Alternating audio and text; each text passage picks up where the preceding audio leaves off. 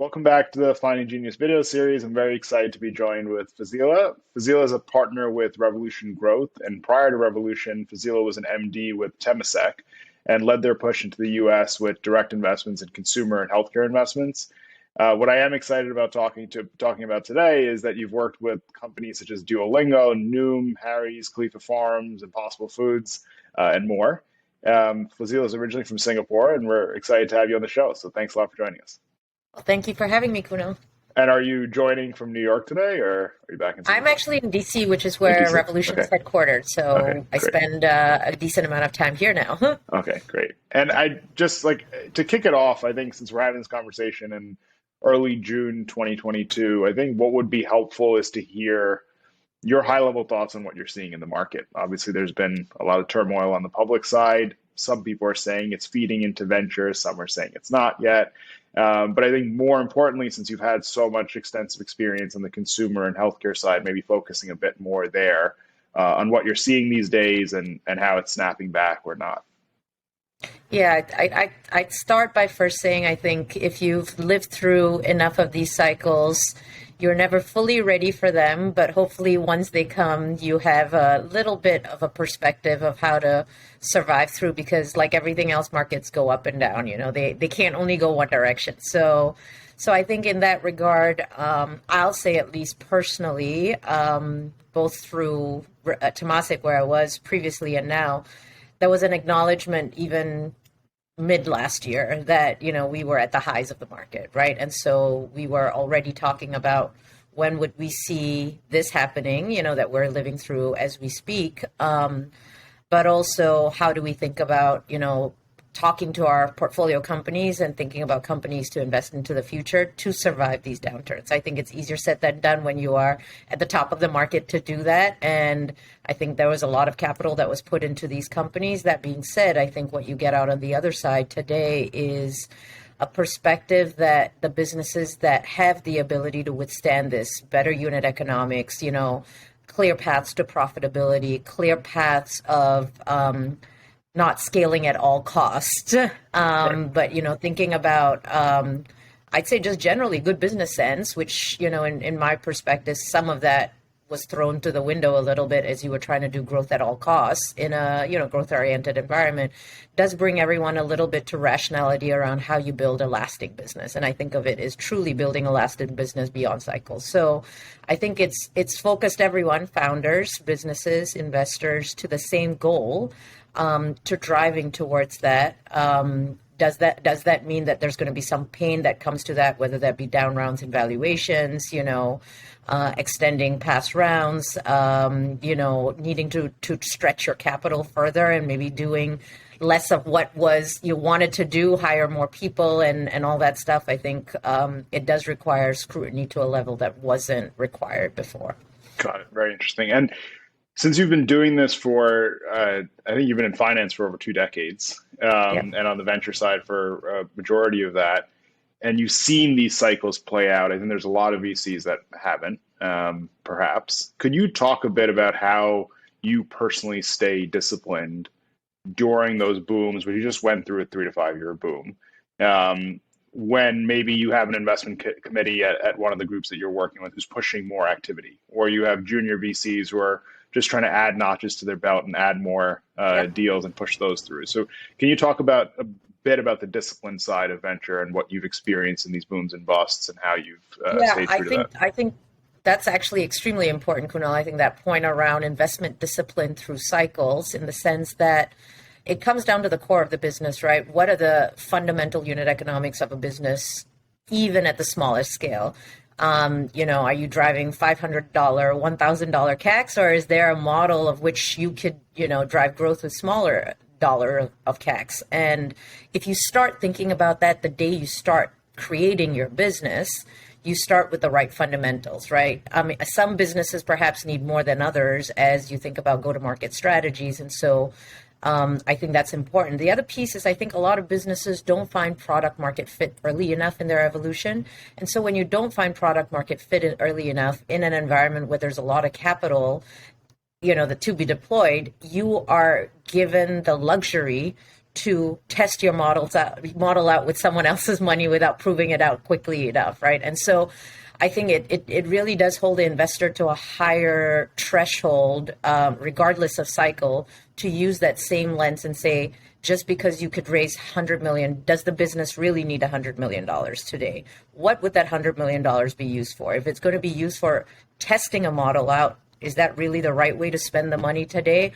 Or maybe just raise $20 million, prove that your product works, prove their product market fit, prove that the initial go-to-market strategy works, and then build from there, right? So I think discipline, I think rationality, on both sides. And I think of this a little bit of mentorship of founders, right? I think most founders, not all, a lot of founders are first-time founders. They don't have that perspective and discipline. And so to the extent there are people you could bring around the table. And so this is where you go.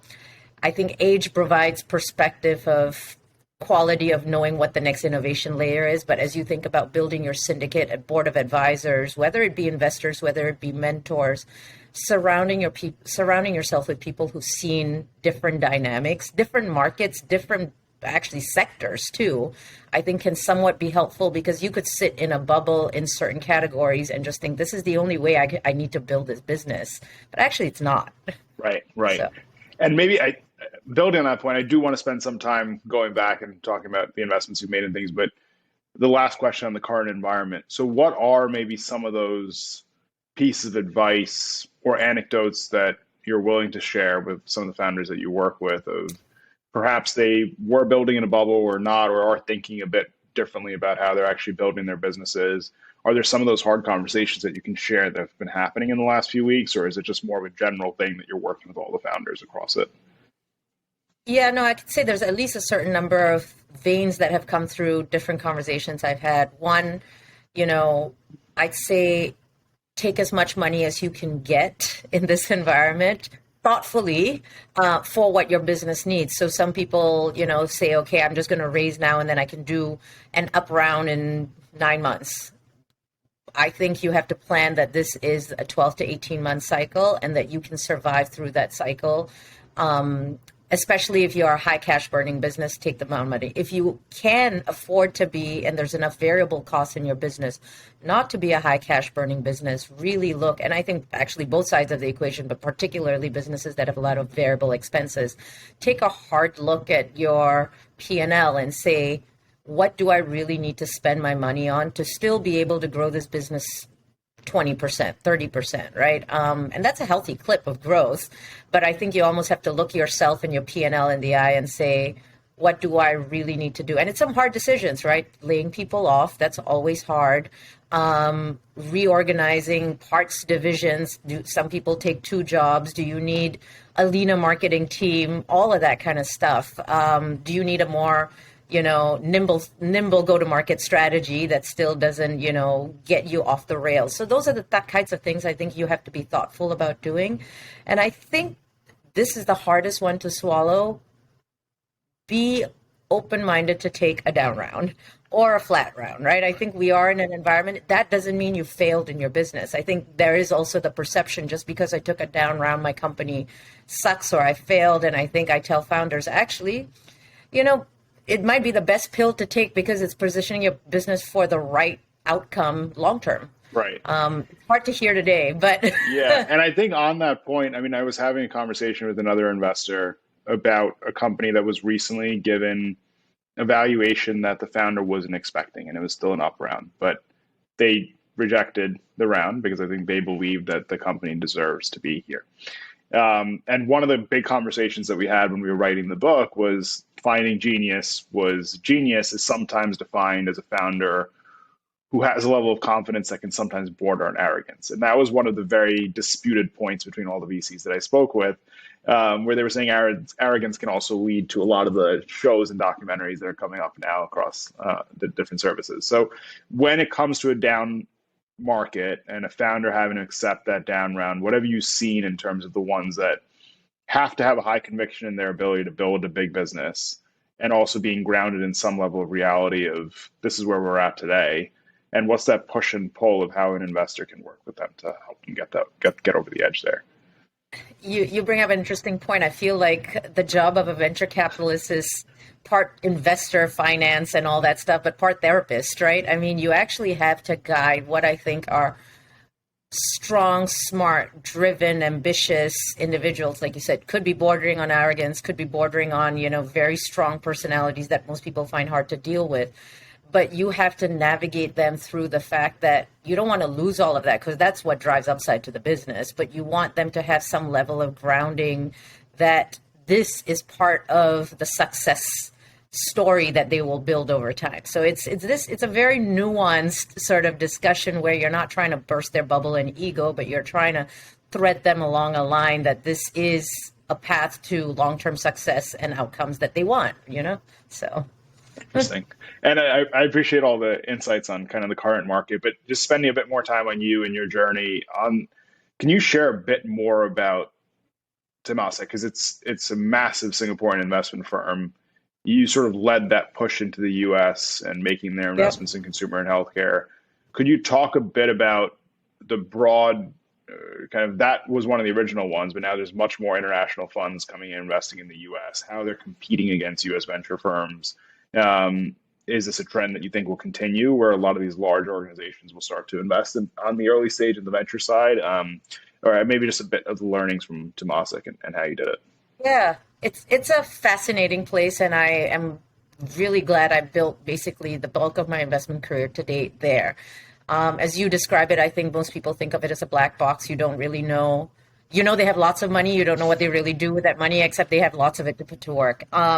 But I would say that over that 12-year journey of mine, and it's not just Temasek, but I think actually the whole ecosystem, as you describe it, has changed materially, that as a private capital provider, they are a force to be reckoned with today. The question is, where do they fit in the equation in the investing life cycle, right? And each one is actually quite different and nuanced. And even within Temasek, it is nuanced in the sense that, there's a pool of capital that can do early stage investing. There's a pool of capital that does pure passive, co-investment buyout. There's a bulk of it, which is what I spent my time on growth investing. There's a path of it that, can be put into fund of funds. So to navigate that takes some time, takes networks, takes time, takes energy, and each permanent capital provider looks quite different. So you will have to almost spend time with each one to say, that guy has a pure co-invest strategy behind LPs. He's not going to do any directing. That guy is going to do all innovation that is strategic to his country. That guy is going to do, pick your story and pick their direction. And each one has figured that out, which is great because they have deep pockets. They don't have time horizons that are tied to fund lives, which means they could support your business in a different way. But on the flip side, they might have different underwritings, right? Whether it be a strategic direction that you have to take your business or, lower outcomes relative to your venture funds. And everyone has different dynamics there. And you really need to understand that as you pull your investor base together, and they are one of the investors that you're looking for. Interesting. And then how did you make that push in the US market? Like, how did you begin to think of the sectors that you focus on or how you compete for deals? And maybe some of those early deals that you began to win in your career, and then your decision to focus on some of those D2C or CPG or the B2B2C companies that you've backed, like some of the ones I mentioned earlier. Yeah, and again, I give the foresight to the leadership of the organization to kind of say, we can't be a passive investor anymore. 12 years ago, we can't do a passive co-investment strategy. We need boots on the ground if we wanted to be taken seriously as an active investor in space A, B, or C.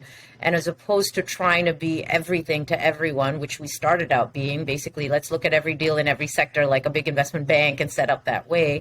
We realized that our capital set itself up well in long-term strategic sort of areas of disruption and need for capital, right? So, for example, sustainability became a big area of focus that has basically been honed over time, and that plays itself out in an area like food tech, where, we have now built a strong food and agri-tech platform where we can support a business from early stage venture all the way to sort of late stage investing.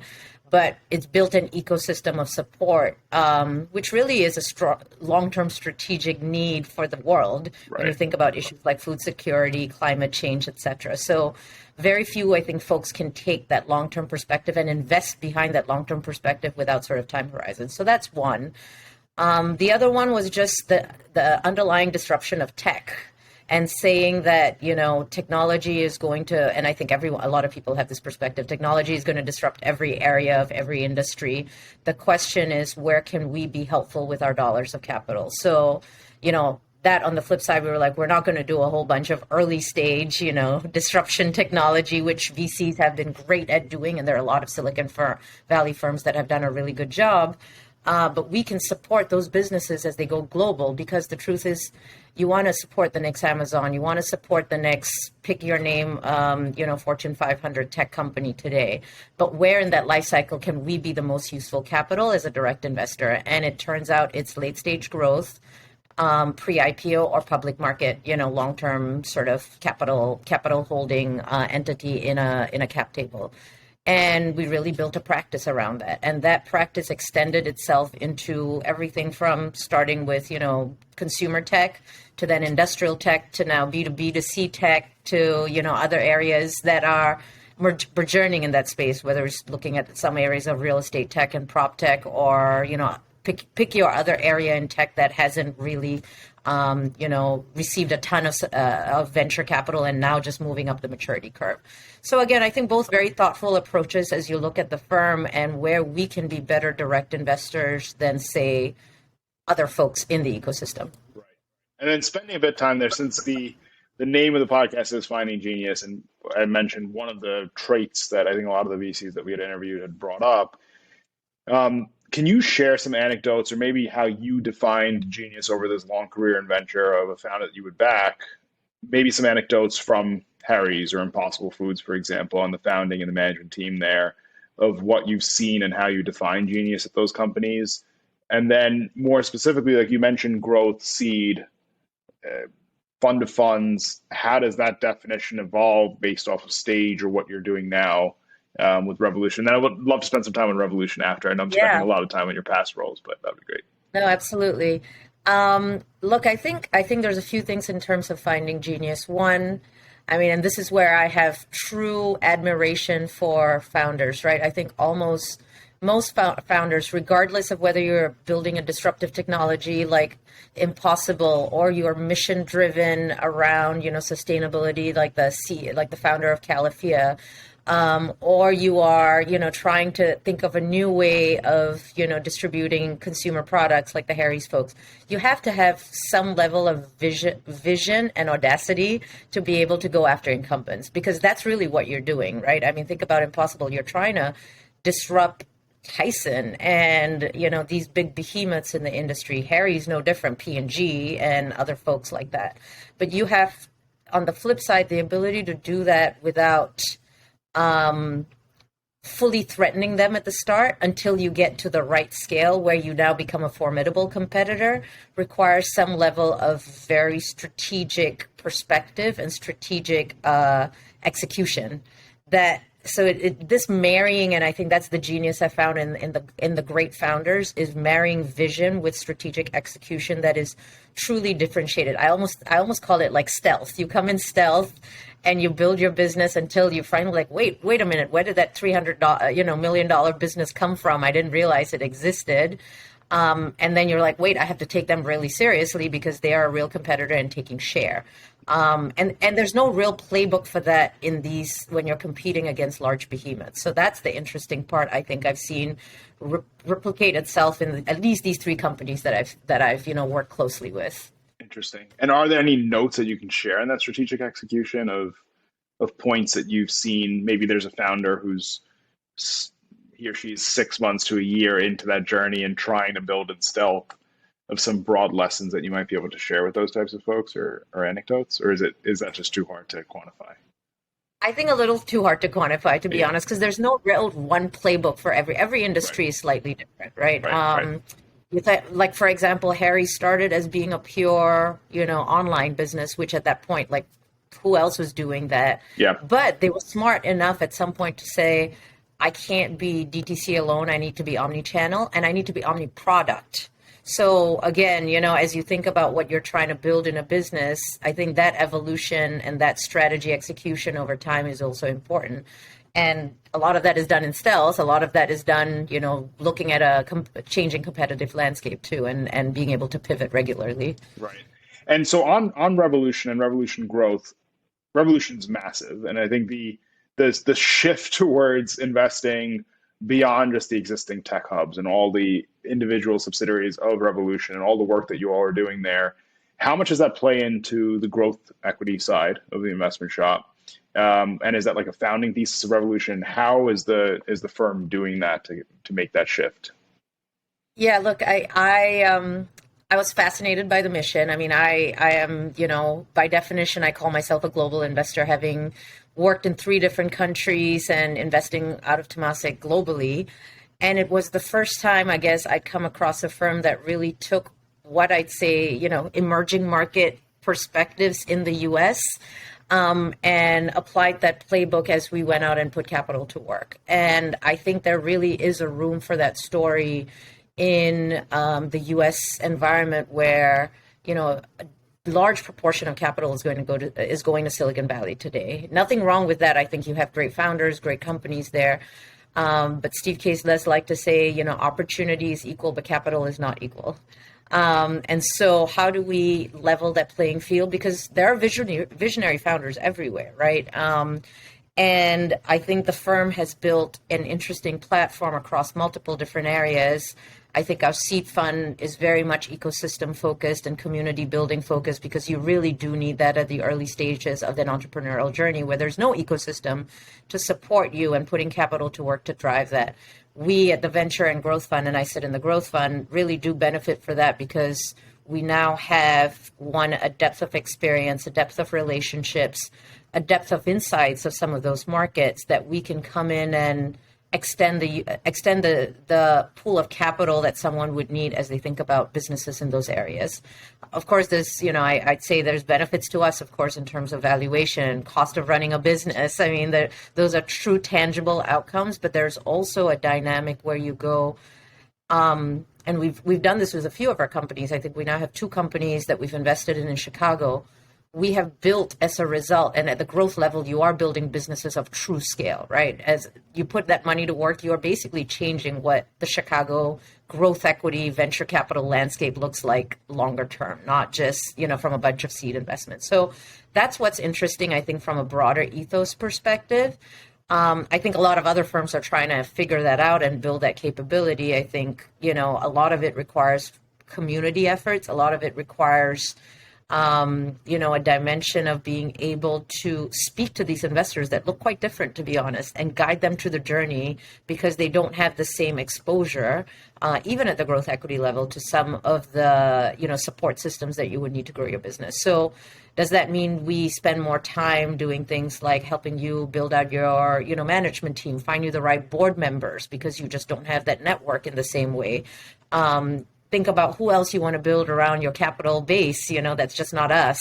We can be helpful in all of those conversations, which you just don't have access in the same way, perhaps. Right. And then I think speaking for like the early stage side of the shop before we get into growth is, can you share more about how they build that ecosystem in order to pull out the entrepreneurs and then also create that environment from maybe folks who were originally more used to just going into large corporates in those industries? Maybe entrepreneurship hasn't really been built out in those ecosystems as much. Is that a problem that they're still facing, or is it now pretty national? It's spread out, the interest is there, and now you're building safety vehicles for founders to test and beta test their ideas. Can you share a bit more about the early stage, how they're doing that, and then a bit more about the ethos of founders? Are they built the same between Silicon Valley and another state in the country, or how much work do you need to do on either side of that equation? So maybe let me start with, I think, some of the efforts from the earlier stage side of the equation. From that perspective, the firm's done an amazing job. We do bus tours, basically, that we go and we run, seed stage investing contests. We bring a few, prominent folks from that region to come in that bus tour, be on our investing team, and Steve Case. We bring community in that region who could support that ecosystem together. So it's now you suddenly see, oh, I've been trying to do this myself, but there's a group here that one can either invest in me, invest capital, invest time, invest energy, and provide me a support system. So we really try to do that. And the firm has done tons of these over the past few years outside of COVID.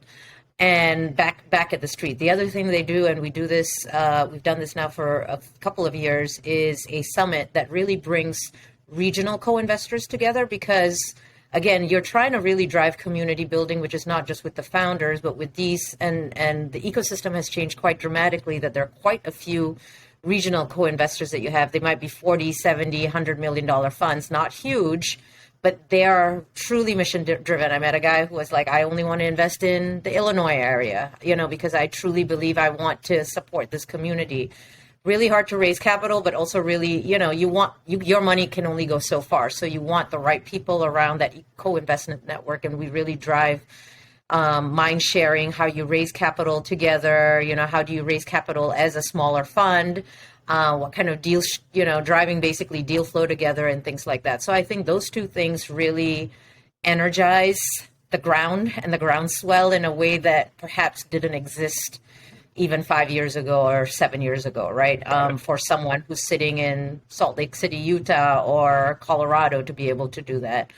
And then to your second question, I think, what do those founders look like? I think I don't want to make generalized statements, so, I am sure some of this will come across that there's a little bit of bias in there, but I'd say particularly for those that are not first-time founders or didn't have access to, business school or other folks, there was no ecosystem or no perspective, and you're a first-time founder trying to do this in a unique, differentiated way. You don't know where to go, and those kinds of folks, I think, really benefit from this, right? Because you don't have a business school network, you didn't study business in undergrad, or, you live in a town where there's not a lot of founders, there's no YPO. I'm just throwing other networks that have formed over time. And so they're looking for something that can help them. And does that mean all of that fits into every investment thesis of ours? No. But if we happen to find a really interesting business that is in that place and that person didn't have this, we as a firm don't shy away from them. Got it. Okay.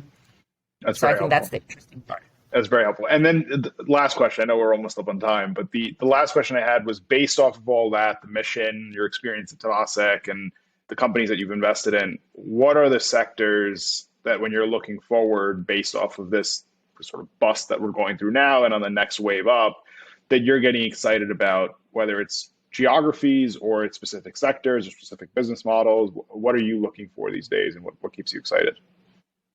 So two things. I think I'll start with just geography. I think we've noticed this. A lot of other people have noticed this. We put out our Rise of the Rest Fund, put out a pitch book report.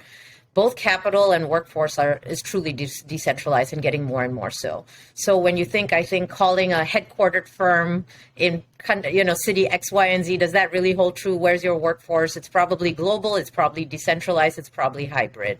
Is that good or bad? Unclear, but I think it's the direction that we're going to go, which means you think about, where your dollars are going in terms of investment, I think quite differently, which I'm quite excited about. So even put aside where's your company headquartered to invest in, I was like, as long as the business is built in a certain and unique way, I think that's really interesting in terms of equitizing capital. I think secondly, that as a result creates a bunch of investment opportunities in a way where I think when you think about the future of work, when you think about what you described as tech enablers to drive that future of work, I think there's a whole business opportunity and investment opportunity there. I continue, I think, from caring for my vein at Temasek, where I did a lot of this, I continue to be excited about investments around climate and sustainability. We are not a long-term investment firm like my old firm, but I think every firm has a part to play in building that ecosystem for what we're trying to solve for within the limits of what your investment, thesis and focus is. So we are certainly, that's an area of interest for us, and we found, a few investments to continue to put money to work there. And then the third, I think I'd say, and I broadly define this as there are a lot of sectors that still have a long way to go in terms of digitization. I spent a ton of time in healthcare. I think healthcare has been one everyone talks about. it needs to, modernize. We're still doing everything on paper. There's a lot of companies that have done well in health tech, but there's such a long way to go to make it a better consumer experience, but also a more seamless technology-driven experience. It's not easy. It's regulated, but that's certainly one, and there's many others, right? So those are the three buckets, I think, of opportunity. If I describe broadly speaking, I continue to be excited about that have long-term tailwinds. Great. Well, this was very helpful. We finished just on time, so I appreciate all the insights that you packed in. And it was great chatting with you. I look forward to sharing this more. Same here. I really enjoyed this. Thank you, Kunal. Thank you.